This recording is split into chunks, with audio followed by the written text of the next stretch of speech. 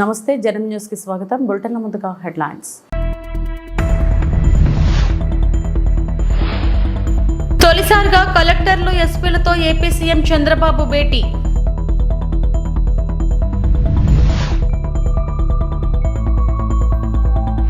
ప్రజల నమ్మకానికి న్యాయం చేయాలి డిప్యూటీ సీఎం పవన్.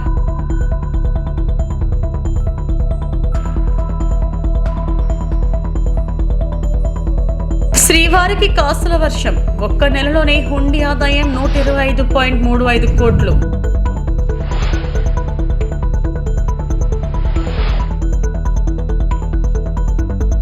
ఎన్డీఏ కూటమి ప్రభుత్వం ఏర్పడిన తరువాత తొలిసారిగా కలెక్టర్లు ఎస్సీలతో సమావేశం కాబోతున్నారు ఆంధ్రప్రదేశ్ ముఖ్యమంత్రి చంద్రబాబు నాయుడు. ప్రభుత్వ ప్రాధాన్యాలతో పాటు లక్ష్యాలను వివరించి వారికి దిశానిర్దేశం చేయనున్నారు.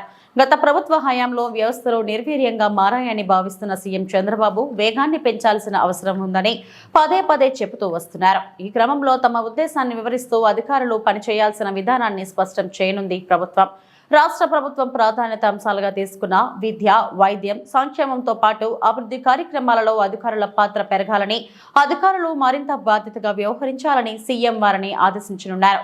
పౌర సేవలు, ఫిర్యాదుల పరిష్కారం తదితర అంశాలపై ప్రభుత్వ వైఖరిని వెల్లడించనున్నారు. రాష్ట్రంలో శాంతి భద్రతలపైన ఫోకస్ చేయనున్నారు CM Chandrababu. Very good morning to all the dignitaries here. With the permission of the chair of the Honorable Chief Minister of Andhra Pradesh, sir, may I start the today's proceedings, please? Thank you, sir. Good morning to all the dignitaries here. We welcome our Honorable Chief Minister on this occasion, and I take this opportunity to welcome our Honorable Chief Minister of Andhra Pradesh, Sri Nara Chandrababu Naidu Garu, who is a visionary leader. As in the words of Warren Bennis, leadership is the capacity to translate vision into reality, and we welcome. నేను కూడా ఇది అయిన తర్వాత ఆకస్మిక తనిఖీలకు వస్తున్నా. నేను అప్పుడప్పుడు అంటున్నాను 95 CBN చూస్తారని.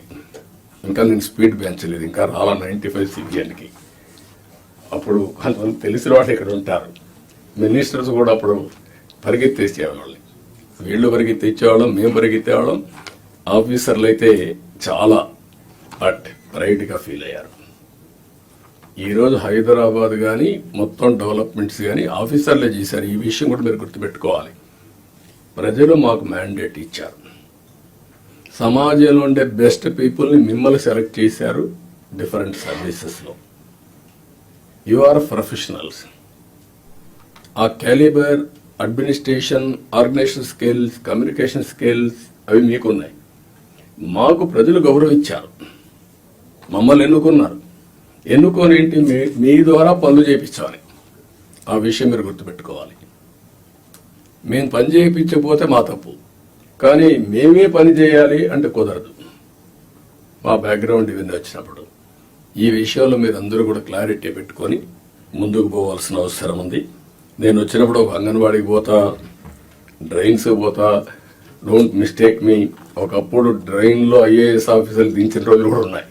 దిగి చూడమా ఎట్లుందని మీ ట్రైన్ ఒకసారి దిగండి, మీకు ఒక ఐడియా వస్తుందని చెప్పి చూపించిన రోజులు ఉన్నాయి. చెత్త ఉంటే అవన్నీ చూపించిన రోజులు ఉన్నాయి. అక్కడే మీడియాలో ఎక్స్పోజ్ చేసిన రోజులు ఉన్నాయి. తర్వాత అంత హార్ష్గానే పోలేదు, కానీ దట్ వర్ ది డేస్. కానీ అదే మరి హైదరాబాద్ని బిల్డ్ చేయడం కూడా వీళ్ళే బిల్డ్ చేశారు. ఐటీ కూడా వీళ్ళే చేశారు. అది ఈరోజు మనకు ఒక ఔటర్ రింగ్ రోడ్డు కావచ్చు, ఆలోచనలన్నీ వీళ్ళ ద్వారానే వచ్చాయి. ఈ విషయం మీరు గుర్తుపెట్టుకోవాల్సిందిగా నేను కోరుకుంటూ, అక్టోబర్ 2న రాష్ట్రానికి సంబంధించిన విజన్ డాక్యుమెంట్ ను విడుదల చేస్తున్నాం. అలాగే 100 రోజుల టార్గెట్ గా పనులు చేస్తున్నాం. సూపర్ 6 హామీలకు కట్టుబడి ఉన్నామని ఆంధ్రప్రదేశ్ ముఖ్యమంత్రి సీఎం చంద్రబాబు అన్నారు. ఇంకొక పక్కన 2047 గవర్నమెంట్ ఆఫ్ ఇండియా ఒక విజన్ డాక్యుమెంట్ తయారు చేశారు. మనం కూడా పేరేం పెట్టాలని ఆలోచిస్తున్నాం. వికసిత ఆంధ్రప్రదేశ్ లేకపోతే ఇంతకుముందు స్వర్ణ ఆంధ్రప్రదేశ్ పెట్టాం. ఏదైనా సరే అక్టోబర్ 2వ తారీఖున మన విజన్ డాక్యుమెంట్ మనం రిలీజ్ చేస్తున్నాం. మీతో ఆ నీతి ఆయోగ్ వాళ్ళందరూ కూడా వచ్చి మాట్లాడతారు. దీన్ని మీరు కూడా ఒక ఇది తయారు చేసుకోవాలి. డిస్ట్రిక్ట్ విజన్ డాక్యుమెంట్ తయారు చేయాలి. For ever it will be remembered. I'm telling you. నేను 25-30 ఏళ్ల మునుపు తయారు చేసినటువంటి విజన్ 2020 అందరూ ఎగతాళి చేశారు. దేశంలో first time had done that experiment. Today everybody is talking about vision. ఇప్పుడు మీరు చేసే విజన్ 2047 ఆ డిస్ట్రిక్ట్కి మీకు ఎప్పటికీ సాటిస్ఫాక్షన్ ఉండేట్టుగా, ప్రొఫెషనల్ సాటిస్ఫాక్షన్ ఉండేగా ఉంటుంది. కాబట్టి మీరు దీన్ని తయారు చేయడంలో ముందు ఉండాలి. సెప్టెంబర్ 20కి 100 రోజులు అవుతుంది. 100 రోజులు నేను టార్గెట్ పెట్టుకున్నాం. అందరూ కూడా 100 రోజుల్లో ఏం చేయబోతున్నారు మీరు కూడా చేస్తున్నారు. ఇప్పటికే మేము ఒక 5 సిగ్నేచర్లు పెట్టాం. ఇప్పుడే ఎక్స్ప్లెయిన్ చేశారు. 7 వైట్ పేపర్స్ రిలీజ్ చేశాం. రైట్ మ్యాన్ రైట్ ప్లేస్లో పెట్టడానికి ప్రయత్నం చేశాం. ఎవరన్నా తప్పులు చేసిన వాళ్ళు తప్ప మిగిలిన వాళ్ళందరినీ రైట్ మ్యాన్ రైట్ ప్లేస్లో పెట్టడానికి ఒక కలెక్టర్సే కాదు, ఆఫీసర్లే కాదు, కడకు మంత్రులు కూడా మేము వీలైనంత వరకు మా మంత్రివర్గాన్ని కూడా దాన్ని ఎస్టాబ్లిష్ చేసుకున్నాం. మెరిట్కి ప్రాధాన్యత ఇచ్చి మేము సూపర్ 6 హామీలు ఇచ్చాం. దానికి కమిట్ అయి ఉన్నాం. ఈ నెల మళ్ళీ అన్నా క్యాంటీన్ 15 ఓపెన్ చేస్తున్నాం. మిగిలినటన్నీ కూడా ఉండే ప్రత్యేకమైన పరిస్థితుల దృష్ట్యా ఎక్కడికక్కడ ఎప్పుడెప్పుడు ఏ కార్యక్రమం చేయాలనో వీళ్ళని తొందరగా ఆ కార్యక్రమాలు చేయడానికి కూడా ముందుకు పోతున్నాం. ఎన్నికల మేనిఫెస్టో అందరి దగ్గర ఉంటుంది. ఫైనాన్షియల్ ఉన్నాయి, నాన్ ఫైనాన్షియల్ ఉన్నాయి. నాన్ ఫైనాన్షియల్ అన్ని కంప్లీట్ చేయాల్సిన బాధ్యత యంత్రాంగం పైన ఉంది. అది కూడా మీరు గుర్తుపెట్టుకోవాల్సిందిగా నేను కోరుతున్నా. ప్రజలు మనపై పెట్టుకున్న నమ్మకానికి న్యాయం చేయాలని ఉప ముఖ్యమంత్రి పవన్ కళ్యాణ్ అన్నారు. గత ప్రభుత్వ పాలనలో ఎన్నో అవమానాలు ఎదుర్కొన్నామన్న ఆయన వ్యవస్థలను బతికించాలనే ఉద్దేశంతోనే అన్ని తట్టుకొని నిలబడ్డామన్నారు. కలెక్టర్ల సదస్సులో ఆయన మాట్లాడారు. బలోపేతమైన వ్యవస్థలను గత ప్రభుత్వం ఆటబొమ్మలుగా మార్చింది. పాలకులు ప్రజలకు జవాబుదారీగా ఉండాలి. పాలన ఎలా ఉండకూడదో గత 5 ఏళ్ల పాలన తెలియజేసింది. గ్రామ పంచాయతీలను బలోపేతం చేసే దిశగా ముందడుగు వేస్తున్నాం. ఒకే రోజు రాష్ట్రంలో 18,326 గ్రామ పంచాయతీల్లో ఉపాధి హామీ గ్రామ సభలు నిర్వహిస్తున్నాం. పైలట్ ప్రాజెక్టుగా మొదటగా పిఠాపురం నియోజకవర్గంలో చేపడతామని పవన్ అన్నారు. Thank you for giving an opportunity to be a part of this meeting. మీ దృష్టికి we came into power of a huge public mandate, 164 assembly seats, 21 MPs, 93% striking rate తోటి ఈ ప్రభుత్వాన్ని స్థాపించగలిగా ఉంటే people are looking for very committed deep change కోరుకుంటా ఉన్నారు. ఈ పరిస్థితికి రావడానికి మేమందరం కూడా చాలా నలిగి వచ్చాం. వ్యక్తిగతంగా మా మీద దాడులు కానీ, తిట్లు కానీ, ఇంక్లూడింగ్ గత ప్రభుత్వం నుంచి మాకు థ్రెట్స్ కానీ, ఇంక్లూడింగ్ కుటుంబ సభ్యుల మీద దాడులు కానీ, ఇవన్నీ అనుభవించి వచ్చామంటే, ఇంత భరించి మేము ఎందుకు వచ్చామంటే వ్యవస్థల్ని బతికించాలనే చెప్పు. గత ప్రభుత్వం కళ్ళ ముందే మీలాగా చదువుకొని సివిల్ సర్వీసెస్లోకి వచ్చి మీరెంత కష్టపడి ఐఏఎస్లు చదివి ఉన్నాలో, ఎంత పోటీ పడి లక్షలాది మంది పోటీ పడితే a handful of collectors would come out and emerge out.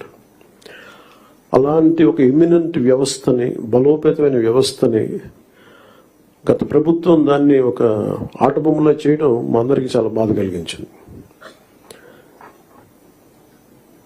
మేమందరం కూడా దేనికి బయటకు వచ్చామంటే ఈ వ్యవస్థని బలోపేతం చేయాలి, వ్యవస్థని బలహీనం చేస్తారని చెప్పి at the cost of life దెబ్బలు తిని, ఒకవేళ మేము రాకపోయినా కానీ ప్రజాక్షేత్రంలో నిలబడి ఈ వ్యవస్థని బలోపేతం చేయాలని ఉద్దేశంతో ఇక్కడికి వచ్చాం.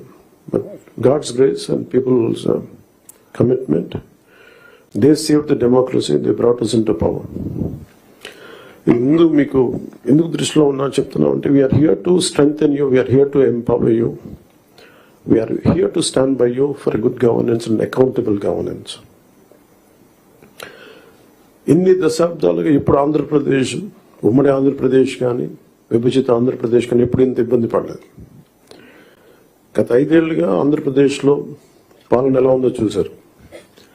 గతంలో చాలా మంది నా సన్నిహితులు, సహచరులు కొంతమంది చెప్తా ఉన్నారు, ఇదివరకు ఆంధ్రప్రదేశ్లో పనిచేయాలి బ్యూరోక్రాట్స్ అని అనుకుంటే ఐఏఎస్లు కానీ ఐపీఎస్లు కానీ ఎనీ సర్వీసెస్ నుంచి పోటీ పడేవాళ్ళం. ఇదివరకు ఒక మోడల్ స్టేట్గా ఉండేది ఆంధ్రప్రదేశ్. ఇప్పుడు కూడా model state in the last 5 years లో. How not to be. తిరుమలేశుడి ఆదాయం అంతకంతకు పెరుగుతుంది.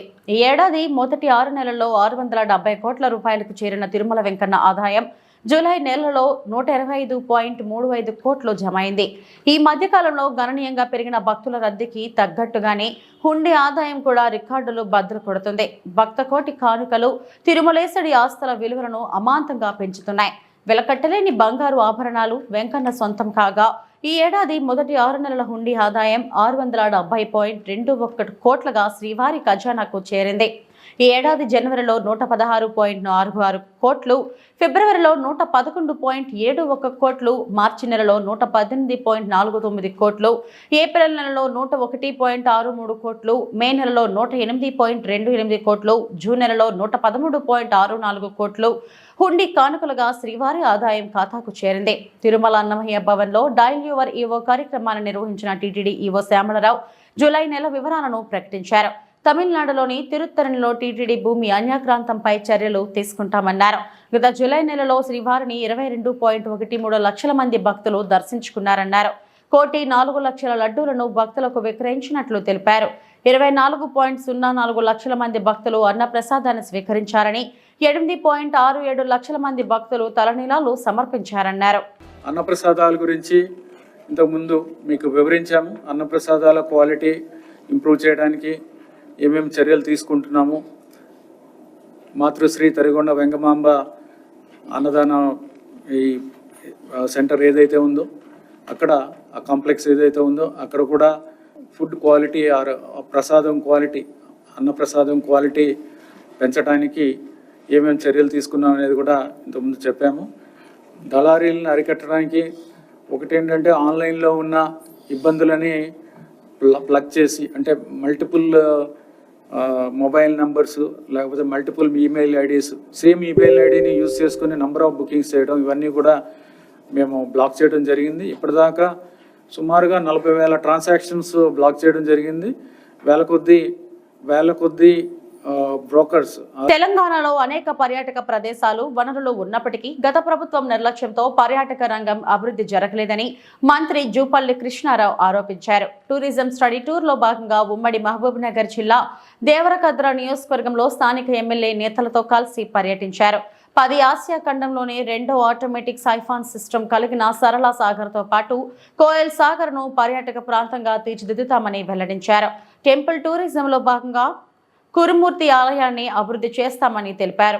కార్యక్రమంలో ఎమ్మెల్యేలు మధుసూదన్ రెడ్డి, వీరపల్లి శంకర్, వాకిటి శ్రీహరి, వంశీకృష్ణ, కసిరెడ్డి నారాయణరెడ్డి, రాజేష్ రెడ్డి, మేఘారెడ్డి, అనిరుద్ రెడ్డి, సిడబ్ల్యూసి మెంబర్ చల్లా వంశీచంద్ రెడ్డి తదితరులు పాల్గొన్నారు. అతి పురాతనమైనటువంటిది, అంటే స్వాతంత్రం కంటే ముందే స్థాపించినటువంటి ఈ సరళ సాగర్ అనేది సైఫన్ సిస్టమ్.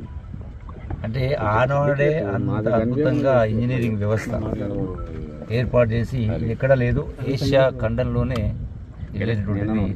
దీన్ని సందర్శించి అక్కడ కురుమూర్తి దగ్గర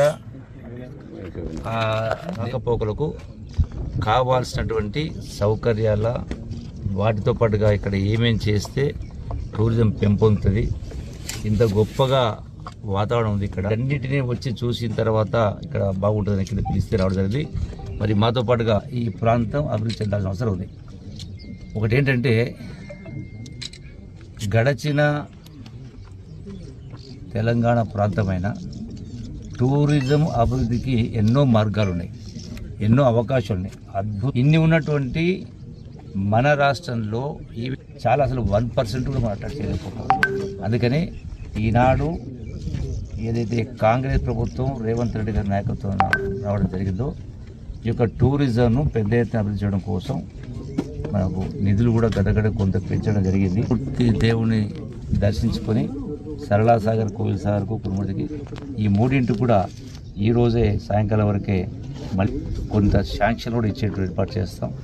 దీన్ని ప్రాచుర్యంలోకి తేవడం కోసం దీనికి కొన్ని కొత్త నిర్మాణాలు కావచ్చు, అట్లాగే కొంత గ్రీనరీ కావచ్చు, వసతులు కావచ్చు, ఇవన్నీ కూడా ఏర్పడడం కోసం పురాతన కట్టడాలు, చారిత్రక సంపద, హెరిటేజ్ స్ట్రక్చర్స్, బిల్డింగ్స్ ఉన్నాయి. తెనాలి నియోజకవర్గంలో లేఅవుట్లను పూర్తి స్థాయిలో పరిశీలించిన మంత్రి శ్రీ నాదెండ్ల మనోహర్, జగనన్న కాలనీలో జగమంత అవినీతి, ప్రజాధనాన్ని కొల్లగొట్టి సొంత ఆస్తులను పెంచుకోవడానికే గత పాలకులు జగనన్న కాలనీల పథకం తీసుకొచ్చారు తప్ప పేదలకు మేలు చేయడానికి కాదని ఆహార పౌర సరఫరాల శాఖ మంత్రులు శ్రీ నాదెండ్ల మనోహర్ స్పష్టం చేశారు.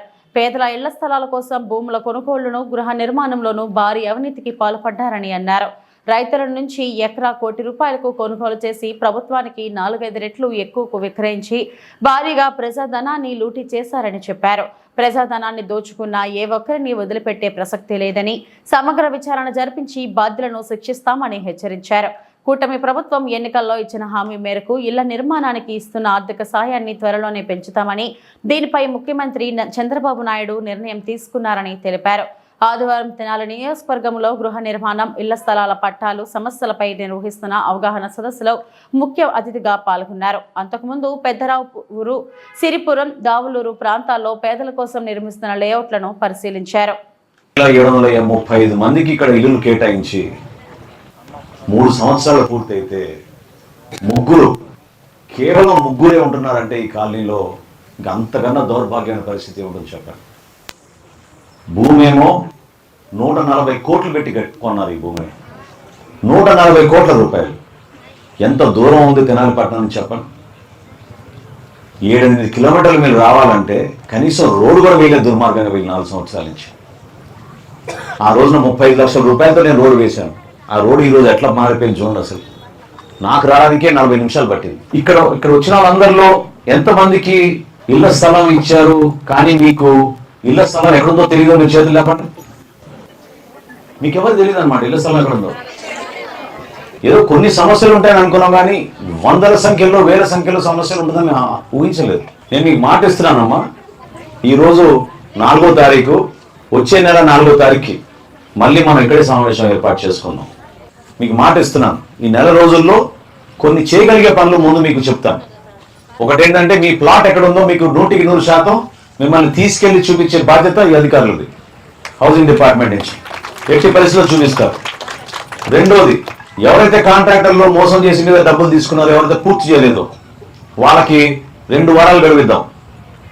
3వ వారం కల్లా వాళ్ళ పనులు మొదలు పెట్టబోతే ఖచ్చితంగా డిఎస్పీ గారు, ఈ హౌసింగ్ గారు వాళ్ళపైన కేసులు పెట్టి మేము ముందుకెళ్తాం. 3వ అంశం, దీంతో పాటు మేము చేయాల్సింది ఏంటంటే, ఇప్పుడే మన పబ్లిక్ హెల్త్ వాళ్ళు చెప్పారు, ఖచ్చితంగా ఈ కాలనీని ఆదర్శవంతమైన కాలనీగా మార్చుతాం. అందులో ప్రధానమైన సమస్య ఏంటంటే, మనం రక్షిత మంచినీటి పథకం తీసుకురావాలి. దాదాపు 2,30,00,000 2.5 కోట్ల రూపాయలతోటి మీకు ఒక ఓవర్ హెడ్ ట్యాంక్ ఇక్కడే కట్టి నిర్మాణం చేసి ఇంటింటికి పైప్ లైన్ కొలా వేయించే బాధ్యత మాది. సో ప్రతి ఇంటికి కూడా, ఈ కాలనీలో ప్రతి ఇంటికి రక్షిత మంచినీటి పథకం ద్వారా మీకు మంచినీరు అందేటట్టు ముందుగా మేము ఆ పనులు కూడా మొదలు పెడతాం. 140 కోట్ల రూపాయలు పెట్టి ఈ భూములు కొని ఎవరి లాభం కోసం అది మీకు తెలుసు. దాని వెనక కథంతో ఏం జరిగిందో మీ అందరికీ తెలుసు. ఎంక్వైరీ చేస్తున్నారు తహసీల్దార్ గారు. ఖచ్చితంగా వదలను, ఎవరిని వదలను. దాంట్లో చేసిన అవినీతిని మాత్రం వదిలే ప్రసక్తే లేదు. 140 కోట్లు దానికి ఖర్చు పెట్టారు, 60 కోట్ల రూపాయలు ఖాళీ కోసం ఖర్చు పెట్టామని చెప్పారు. ఏముంది ఇక్కడ ఖర్చు పెట్టింది చెప్పండి. రోడ్ల గురించి ఎక్కువ మంది అడుగుతున్నారు. కాలనీలో నేను పర్యటించినప్పుడు, నేను నడిచినప్పుడు కూడా నాకు చాలా స్పష్టంగా నాకు అర్థమైంది, అది ఎట్టి పరిస్థితుల్లో కూడా పూర్తి చేయాలి. దానికి నేను పంచాయతీరాజ్ శాఖ నుంచి 10 లక్షల రూపాయలు నేను మంజూరు చేసి రాబోయే నెల 2 నెలల్లోపే ఖచ్చితంగా మీ కాలనీలో ఒక 2-3 అంతర్గత రోడ్లు పూర్తి చేసే విధంగా ముందుగా ఒక కార్యక్రమం చేపడతానని మీకు మాటిస్తున్నాను. ఈరోజు ఉదయమే నేను చెప్పాను, ఈ హౌసింగ్ గారికి తెనాల్లో ఉన్న ఆఫీసులో ఒక హెల్ప్ డెస్క్ లాగా ఏర్పాటు చేస్తాం, సహాయ కేంద్రం ఏర్పాటు చేస్తాం. మీరు ఫోన్ చేసినా లేదా మీరు అక్కడికి వెళ్ళినా ఇమ్మీడియట్గా అక్కడ ఒక అధికారి ఉండి మీకు ఆ సమస్య గురించి వివరాలు తెప్పించుకుని కంప్యూటర్లో చూసి ఇమ్మీడియట్గా మీకు స్పందించే విధంగా ఒక కార్యక్రమం ఏర్పాటు చేస్తున్నాం. ఖమ్మం జిల్లా ఏనుకూరు మండలం ఇమాం నగర్ సమీపంలోని సీతారామ ప్రాజెక్ట్ లింక్ కెనాల్ పనులను పరిశీలించిన రాష్ట్ర వ్యవసాయ శాఖ మంత్రి తుమ్మల నాగేశ్వరరావు, రాష్ట్ర గిడ్డింగుల సంస్థ చైర్మన్ రాయల నాగేశ్వరరావు, వైరా రిజర్వాయర్ కు అనుసంధానమయ్యే లింకు కెనాల్ పనులను త్వరితగతిన పూర్తి చేయాలి. ఆగస్టు 15లోగా పనులు పూర్తి చేయాలని అధికారులను కాంట్రాక్టర్ను ఆదేశించిన తుమ్మల స్వాతంత్ర దినోత్సవం రోజున ముఖ్యమంత్రి రేవంత్ రెడ్డి సీతారామ ప్రాజెక్టు 3 పంప్ హౌసులు ప్రారంభిస్తారు. కెనాల్ పనులను యుద్ధ ప్రాతిపదికన పనులు పూర్తి చేస్తాం.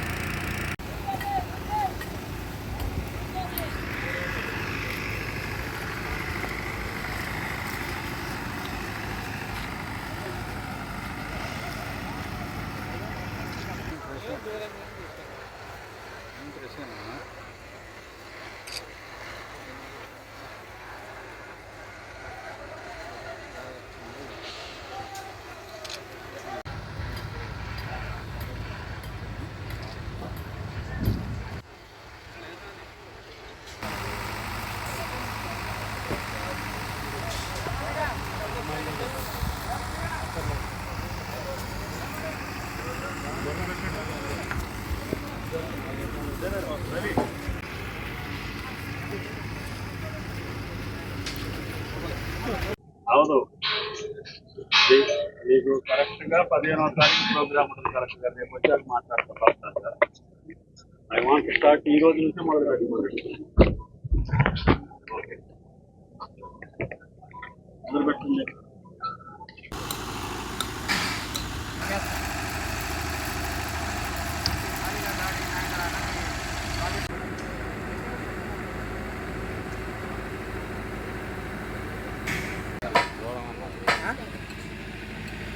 లాడ్జీలో తనిఖీలు చేస్తుండగా తేడాగా కనిపించిన 2 వ్యక్తులు.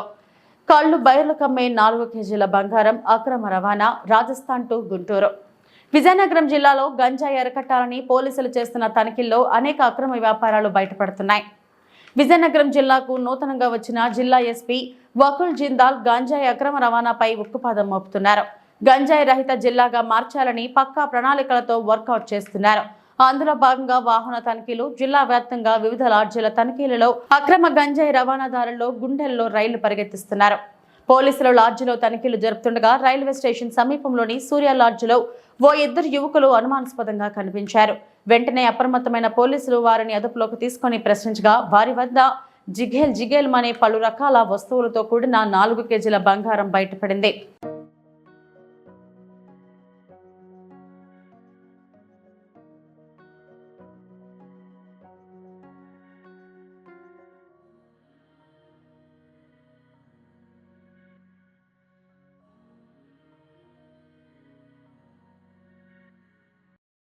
సముద్రంలో మునిగిపోతున్న వ్యక్తిని బాపట్ల పోలీసులు కాపాడారు. స్థానికుడు అచ్యుత్ మహేష్ తన స్నేహితులతో కలిసి సూర్యలంక బీచ్ కు వెళ్లాడు. అలల ధాటికి సముద్రంలోకి కొట్టుకుపోతుండగా అవుట్ పోస్ట్ పోలీసులు గమనించారు. వారితో పాటు గజ ఈతగాళ్లు వెంటనే మహేష్ ను కాపాడి సురక్షితంగా ఒడ్డుకు చేర్చారు.